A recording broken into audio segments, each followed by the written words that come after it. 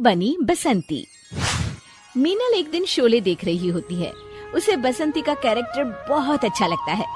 मैं बता देती हूँ कि आपकी घड़ी हो गई थी बंद, तो आपने कहा था कि दुकान में दे आओ बनवाने को। अब दे आए हो तो चूंकि आपको याद ही नहीं है। हो याद आया, मैंने ही तो कहा था तुमसे। देखो अब हो गई ना बात साफ। तो आप कहोगे कि सॉरी मीनल, मैंने तुम्हारा सुबह का वक्त खराब किया। पर देखने वाली बात है कि वक्त तो खराब हुआ ही है, पर मीनल इतनी भी बेवकूफ नहीं है कि अपना और वक्त खराब करे। इसलिए मैं जा रही हूँ किचन में। जय राम जी की। मीनल किचन में चली जाती है और संजय हैरान रह जाता है। अरे बहू, आज क्या बन रहा है खाने में? मम्मी जी, खाने में तो वही बनेगा ना जो सब्जी आपके बेटे खरीद के लाए थे। गोभी लाए थे तो वही बना रही हूँ। अब समझने वाली बात ये है कि आपको अगर कुछ और बनवाना था तो आप कह देती तो मैं बना देती। मीनल को तो कभी कोई काम करने में आलस आता ही नहीं। अरे बहू बस कर, तू तो रेलगाड़ी की तरह बोलती ही चली जा रही है। मम्मी जी, वैसे तो मेरी आदत ज्यादा बकबक करने की है नहीं। वो तो आपने मुझसे पूछा कि क्या बना रही हो तो मैंने आपको बता दिया। आप नहीं पूछती तो मैं नहीं बताती, क्योंकि ये तो वही बात हो गई ना कि उल्टा चोर कोतवाल को डांटे। एक तो आप मुझसे पूछती हैं, फिर उल्टा मुझसे ही बोल रही हैं कि मैं कैसे रेलगाड़ी की तरह डर से बोली जा रही हूँ। ओ बस बस बस, जा रही हूँ मैं बहू। हाँ तो जाइए ना, मैंने थोड़ी ना आपको रोक कर रखा है कि रुकिए मेरे साथ बातें करिए। मीनल की बक बक बंद ही नहीं हो रही थी और उसकी सास रसोई से बाहर चली जाती है। तभी उसकी सास वहाँ आती है। अरे मम्मी जी, आज आप इस वक्त मेरे कमरे में, वैसे मुझे कोई प्रॉब्लम तो नहीं है, पर आप इस वक्त सो रही होती हैं, तो इसलिए मैंने पूछा, वरना मेरा कोई ऐसा इरादा नहीं था। क्योंकि आप सास हैं, आप कभी भी कहीं भी आ जा सकती हैं।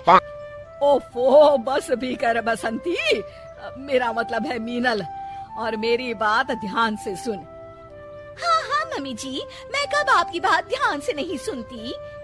अरे संजय के जन्मदिन के लिए मैं और तेरे ससुर उसे एक सोने की चेन देने की सोच रहे हैं। क्या लगता है तुझे, पसंद आएगी ना उसे ये गिफ्ट? क्योंकि सोचने वाली बात ये है कि इन्हें मैंने कभी सोने की चेन पहने तो देखा नहीं। अब देखा नहीं तो पता कैसे चलेगा कि इन्हें चेन पसंद आएगी या नहीं आएगी। ओफो, बंद करना अपना ये रेडियो प्रोग्राम। बस मैं तुझे बताने आई थी कि उसके जन्मदिन के लिए ये सरप्राइज है, तो तू उसे बताना मत, ठीक है? मम्मी जी, मैं कहाँ किसी को कुछ बताती हूँ, आप बिल्कुल भी फिक्र मत करिए। क्योंकि देखने वाली बात ये है। हाँ, वो जो भी बात है ना, मुझे नहीं पता करनी। मैं जा रही हूँ जय राम जी की। जय राम जी की। पूरा परिवार साथ बैठकर नाश्ता कर रहा होता है और संजय फोन पर न्यूज़ पढ़ रहा होता है।